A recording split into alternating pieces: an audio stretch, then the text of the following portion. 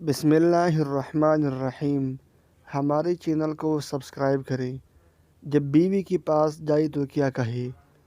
حضرت عبداللہ بن عباس رضی اللہ عنہ کہتے ہیں کہ نبی اکرم صلی اللہ علیہ وسلم نے فرمایا، اگر تم میں سے کوئی اپنی بیوی کے پاس آئے، یعنی اس سے صحبت کرنے کا ارادہ کرے اور یہ دعا پڑھے، بسم اللہ اللہم جنبنا الشیطان وجنب الشیطان ما رزقتنا، اللہ کے نام سے اے اللہ تو ہمیں شیطان سے محفوظ رکھ اور اسے بھی شیطان سے محفوظ رکھ جو تو ہمیں عطا کرے، یعنی ہماری اولاد کو۔